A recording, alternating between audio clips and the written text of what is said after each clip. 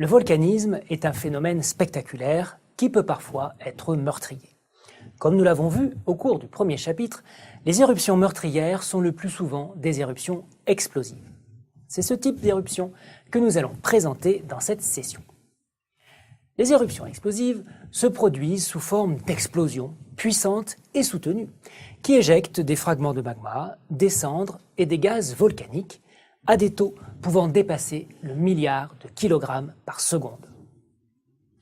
Ces éruptions peuvent totalement détruire leur environnement et, pour les plus puissantes, aller jusqu'à perturber le climat mondial. Pline le Jeune fut le premier à décrire une éruption explosive typique, éruption que l'on qualifie aujourd'hui de plinienne en son hommage.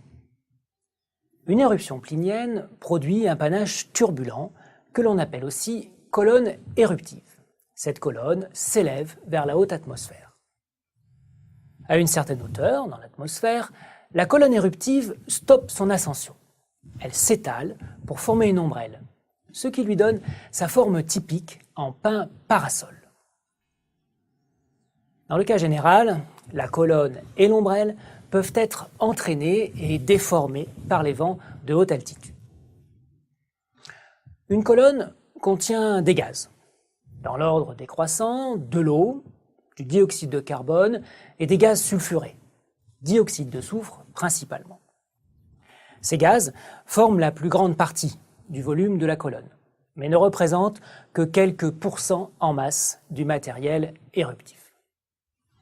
La masse de la colonne est en effet, quant à elle, constituée principalement de cendres et de fragments de magma bulleux, de taille variable, et qui donneront, une fois refroidis, les fameuses pierres ponces. On trouve également des fragments de roches arrachés au conduit volcanique. La colonne éruptive n'est pas toujours capable d'atteindre la haute atmosphère et de former une ombrelle. Parfois, elle s'effondre sous son propre poids et produit des avalanches de produits volcaniques incandescents qui dévalent les pentes du volcan. C'est ce que l'on appelle des écoulements ou coulées pyroclastiques.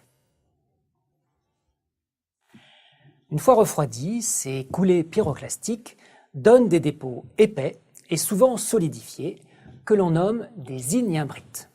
Ce sont de telles coulées qui détruisirent les villes de Pompéi et d'Herculaneum en 79. La formation d'une colonne éruptive est en fait un phénomène physique instable et des coulées pyroclastiques sont souvent produites en même temps qu'une colonne plinienne. On conçoit que la gestion du risque volcanique est particulièrement délicate dans ces cas-là. Les coulées pyroclastiques ne sont pas le seul type d'avalanches volcaniques qui peuvent dévaler les pentes d'un volcan. Leurs proches cousines sont les nuées ardentes, typiques des éruptions péléennes et qui correspondent à l'explosion d'un dôme. Ce fut le cas lors de l'éruption meurtrière de la montagne Pelée en 1902 et c'est le cas récemment à Montserrat, toujours aux Antilles. On trouve le plus souvent les éruptions volcaniques explosives dans un contexte géodynamique particulier, celui des zones de subduction. Les zones de subduction les plus célèbres sont sans nul doute celles qui forment la fameuse ceinture de feu du Pacifique dont nous avons déjà parlé pour les éruptions effusives à dôme. Les mêmes types de magma pouvant en effet produire des dômes ou des explosions. Paradoxe sur lequel nous reviendrons un peu plus tard.